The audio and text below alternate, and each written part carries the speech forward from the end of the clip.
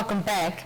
The Ministry of Industrialisation and Trade, in collaboration with the United Nations Environment Ozone Action, is hosting a 3-day National Ozone Officers and Customs Officers Twinning Workshop and Border Dialogue.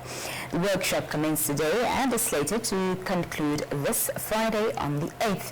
To give us insight on this, I'm joined by the President of Heating, Cooling, Air Condition and Refrigeration, Mr. Parastus Nepolo, as well as the Acting Deputy Executive Director of Industrial Development, Ms. Ilona Ndapewa Nkandi from the Ministry of Industrialisation and Trade. Ladies and gentlemen, good evening and welcome. Good evening. Thank you so much for being here. Well, to start with a lady, perhaps, Ilona, you can start by giving us just an overview of the National Ozone Officers and Customs Authority Twinning Workshop. All right. Thank you, Nina. I think for us, really, as a ministry and as a government, we signed up to the Montreal Protocol, which was signed in 1973, which was really geared towards going green. Reducing ozone emissions and ozone depleting substances. And Namibia finally ratified this protocol in 1993. But we only started really in calculating and establishing and institutionalizing ozone units around 2013. If I'm not mistaken. I speak under correction, but we are really trying to abide by going green, and this is very important for us. So this regional workshop is really to bring mainly Anglophone countries together, because we have Anglophone, we have Francophone countries. Sometimes the language might not always be the same, so that we can establish a dialogue. Because, you know, normally when it comes to reducing ozone depletion substances, it must go hand in hand with Ministry of Finance in our NAMRA to reduce and curb the importation of substances that are harming the environment. Right. And that is what brought about this twinning workshop, so that we can touch base and we can understand each other and have one voice. Thank you. Thank you so much. On to you, Mr. Parastus. What are some of the major challenges that you can speak to us about that the National Ozone and Custom Officers face when it comes to, you know, ozone depleting substances and, of course, also trade issues? Yeah, you know, the challenges is actually, you know, you're never going to get rid of, you know, the mafia games. There are always those that want to bring equipments or refrigerants that are not ozone friendly. For example, 2 weeks back, as the HVAC Association and MOU office, we just detected that we found out that some refrigerants that are in the country, the webbing that is on top of the bottle or the cylinder, it's not the gas that is inside. So our colleagues thought their verifying machine is the one that is faulty at while it's not. The verifying machine detected the right gas in the system. There was 404 in the system, but on top there is 507. So those types of things are things that are challenging. And but the good part, you know, the relationship between the industry, which is the associations and MOUs, the relationships are very strong. Hence, we detect those things. But you know, those are challenges. We said if we are not really careful, we're going to have wrong equipments or wrong refrigerants that are brought into the country, but not right, but the right specs. Yes, that's just a typical example that I can give. Yeah. Ms. Ilona, would you like to add on to those challenges? Yeah, I think really the collaboration and the coordination between the National Ozone Office units and NAMRA is significant to ensuring that the sector is well protected and we protect our environments and also our ozone layer. Because you can see now with the issues around climate change, all of these hydrofluorocarbons are affecting our climate, and we need to ensure that we protect our ozone layer. Yeah. Back to the Montreal Protocol that you mentioned earlier that was ratified in 93, but really Namibia only sort of actioned it in 2013, which is quite a number of years later. How are we faring, since? I think really for us in Namibia, I know there are 72 countries that have ratified the protocol.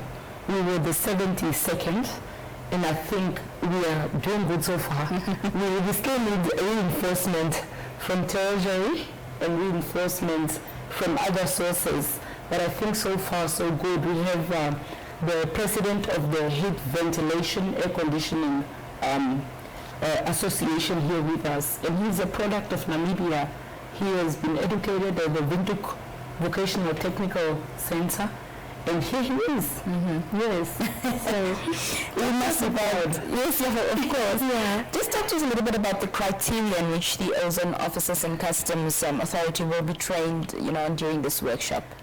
So what we do is that most of it, the main part of the program and activities of the NOU office is detection, identification of products that are coming into the country that are illegal. Some may be labeled differently, some may be under-labeled, some may be mislabeled. So this is very important because like he was saying, we have gases like R154, R134 that are banned all over the world, but they may be coming in under dubious circumstances. Yes. Yeah. Mr. Parastus, talk to us about, these illegal products as mentioned by Ms. Ilona that are, that would come into the country. How do you detect and recognize these products? That's what I'm saying. Our National Ozone Officer, MIT, which is the Ilona them, they are actually efficient machines that are called verifier machines that are detecting the substances or the chemical, the gas that are in the bottle. So that's only the way, because gas is a gas. Gas is not visible. You cannot touch it. You can't feel it, but you can detect it. So we have currently, the only real challenge is that I understand we have only 2 verifier machines because they are quite expensive. In the entire country? In the entire country. So we need more. We need fundings if we really want to protect our Mother Earth, so Mother Earth can protect us. It's a collective effort for the whole nation, not only for the rock sector, but whoever understands how dangerous global warming really could come forth and just maybe help us to add more machines so that we make sure that at least we come even to 99% illegal importation of those substances. Yeah. Seeing that Namibia sort of is, as you mentioned, only has 2 of these machines that in a country that's able to detect this, how then can we go about in strengthening relations with other countries where we get these imports from to sort of mitigate this issue? Yes, definitely the most important purpose of this conference is to share knowledge, is to share skills from different member states and the challenges and opportunities that are there. I think today is the first day.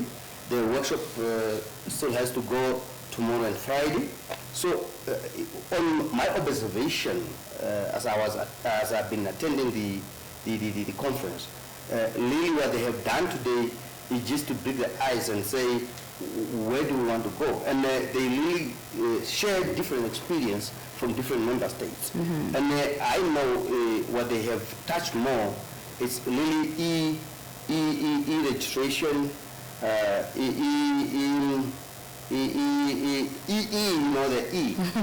technology, E is everything, So they touch really to say the e-registration, application, e-licensing, those are key things that they touch on, because when you are digitized, it's only when you can implement integration of member states, because we need to speak each other digitally. Right. Because the world is really moving towards that. Right. And I like it because they have started there. I am excited to attend tomorrow, because I believe tomorrow it will really go more deeper. Yeah. Yes. Thank you. Ms. Ilona, the Kigali Amendment came into effect in 2019, and how effective has it been since its inception? Thank you, Nina. I think for us, really, with the amendment that was ratified in 2019, we were able to set up an NOU office, National Ozone Units. We were able to staff it. We were able to get some funding, although we seek more to carry out our activities. Right now we are donor dependent through the United Nations Environment Protection Program, UNEP, but we believe that with our activities we can do more, and we really believe that Treasury will be lenient on us to give us something a little more. So but it has been effective. We have assisted over, I think, 20 to 25 companies who are still importing, but of course the importations depend on a quota system which we monitor every year, and so far it has been working very well. Yeah. Just lastly, as we round off our discussion, would you like to add something onto it? Just to say, really, the National Ozone officials, which is MIT, their ministries are really doing a great job. And it was indicated that in terms of technology and digitizing things, Namibia is leading this far. That's really exciting news. Plus, they have done a lot of training to customs, especially to learn how to detect those, unlawfully substances and all that.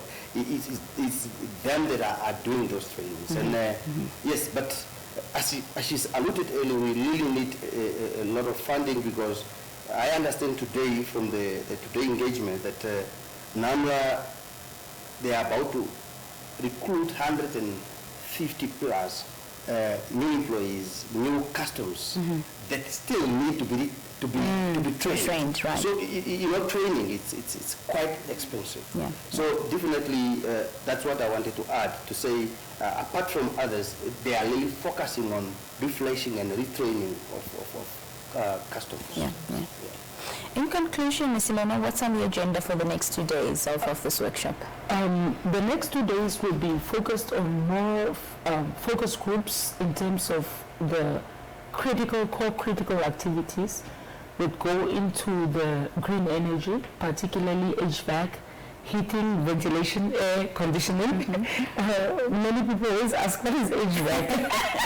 But that is really our core themes, but really for us, it's more learning experience, shared conditions.